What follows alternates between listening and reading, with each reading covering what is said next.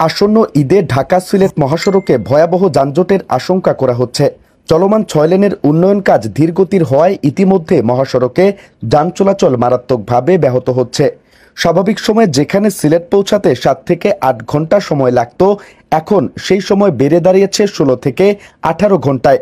ঈদের সময় অতিরিক্ত যানবাহনের চাপে এই সময় আরও বাড়তে পারে বলে আশঙ্কা পরিবহন সংশ্লিষ্টদের।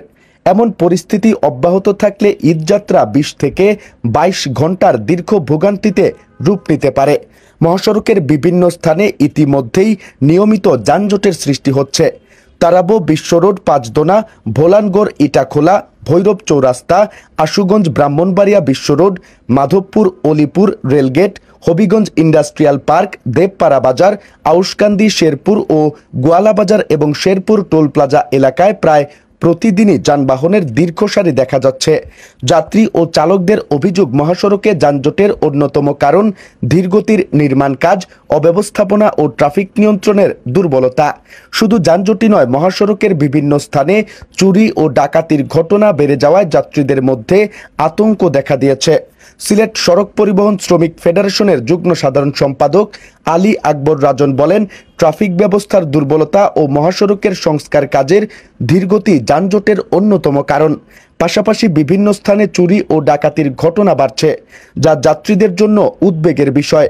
যানজট ও নিরাপত্তাহীনতার কারণে অনেকে সড়কপথ এড়িয়ে আকাশপথে ভ্রমণের পরিকল্পনা করছেন, তবে সেখানেও রয়েছে বাড়তি ভাড়ার চাপ।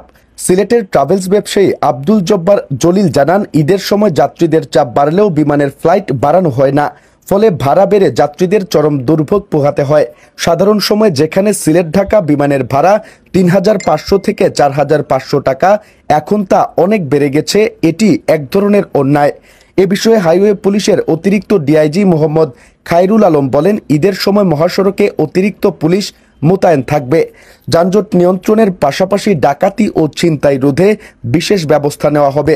পরিবহন বিশেষজ্ঞদের মতে, যানজট নিরসনে দ্রুত নির্মাণ কাজ সম্পন্ন করা, অবৈধ স্ট্যান্ড উচ্ছেদ, ট্রাফিক ব্যবস্থাপনা জোরদার ও বিকল্প সড়ক ব্যবহারের উদ্যোগ নেওয়া জরুরি। পাশাপাশি আকাশপথের ভাড়া নিয়ন্ত্রণে বেসামরিক বিমান চলাচল কর্তৃপক্ষের হস্তক্ষেপ প্রয়োজন। প্রতি ঈদেই ঢাকা সিলেট মহাসড়কের যাত্রীরা দীর্ঘ যানজট ও চরম দুর্ভোগের শিকার হন। সময়মতো ব্যবস্থা না নিলে ভবিষ্যতে পরিস্থিতি আরও ভয়াবহ হতে পারে। এখন দেখার বিষয় সংশ্লিষ্ট কর্তৃপক্ষ কত দ্রুত ও কার্যকর পদক্ষেপ নেয়।